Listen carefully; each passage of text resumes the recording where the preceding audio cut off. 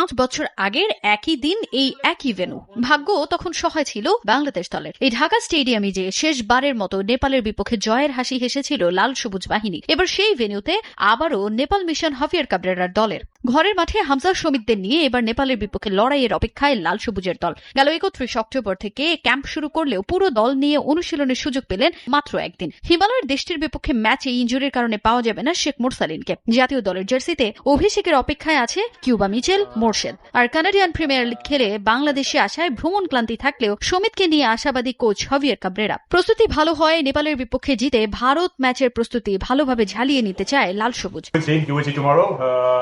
দল বেশ ভালোভাবে প্রস্তুতি নিয়েছে। শেষ পর্যন্ত দলের সবাইকে ক্যাম্পে একসাথে পেয়েছি। সমিত যোগ দিয়েছে। চূড়ান্ত পর্যায়ের প্রস্তুতির জন্য আমরা কয়েকটা ভালো সেশন পেয়েছি। নেপালের বিপক্ষে ম্যাচের জন্য ভালো প্রস্তুতি নিয়েছি। আমি নিশ্চিত আমরা যে ম্যাচটাকে প্রাধান্য দিচ্ছি 18 নভেম্বর ভারত ম্যাচের জন্য এটা খুবই ভালো একটা পরীক্ষা হবে। জয়ের মানসিকতা থাকতে হবে। প্রস্তুতির জন্য হামজা তুলনামূলকভাবে বেশি সময় পেয়েছে। সমিত কয়েকদিন আগে ম্যাচ খেলেছে এবং লম্বা ভ্রমণ করে এসেছে। ম্যাচের আগ পর্যন্ত অপেক্ষা করতে চাই।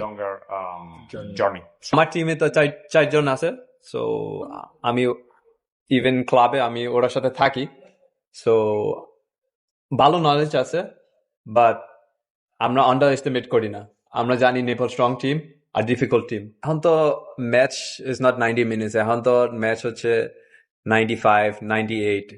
সো এটা জাস্ট প্রুভ করে দ্যাট প্লেয়াররা যেটা খেলে they should be ready all time. এদিকে বর্তমান বাংলাদেশ দলকে সমীহ করছে নেপাল। হামজা সমিতির অন্তর্ভুক্তি যে লাল সবুজ বাহিনীকে করেছে আগের চেয়ে অনেক শক্তিশালী, তা নিয়ে খানিক চিন্তার ভাঁজ দলটায়। হামজা সমিতির বিপক্ষে খেলতে মুখিয়ে অধিনায়ক কিরণ লিম্বু। নেপালের 8 জন ফুটবলার বিপিএল এ খেলায় বাংলাদেশ নিয়ে ভালোই ধারণা আছে তাদের। তাই বিগত 4 ম্যাচে অপরাজিত থাকার সংখ্যাটা এবার আরো বাড়াতে চান নেপালের অধিনায়ক। বাংলাদেশ নেপাল ম্যাচ সব সময় চ্যালেঞ্জিং। হামজা ও সমিতদের নিয়ে বাংলাদেশ এখন পূর্ণাঙ্গ একটা দল, তবে আমরা তাদের নিয়ে ভীত নই।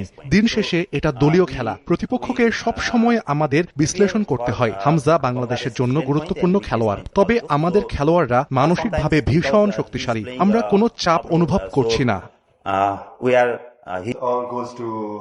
হামজা অসাধারণ ফুটবলার। তার বিপক্ষে খেলতে পারাও অনেক আনন্দের। প্রতিপক্ষ হলেও হামজার বিপক্ষে খেলতে শুধু আমি নই, পুরো নেপাল মুখিয়ে আছে। সাম্প্রতিক সময়ে বাংলাদেশের বিপক্ষে ম্যাচ মানেই বাড়তি উত্তেজনার। বাংলাদেশের খেলোয়াড়দের বিপক্ষে খেলার অভিজ্ঞতা থাকায় এই ম্যাচ নিয়ে আমরা নির্ভর। দু দলের মুখোমুখি 25 বারের দেখায় 13 জয় নিয়ে পাল্লাটা বাংলাদেশের ভারী হলেও শেষ 4 ম্যাচে অপরাজিত নেপাল। ঘরের মাঠে এবার জয়ের লক্ষ্যে মুখিয়ে লাল সবুজ।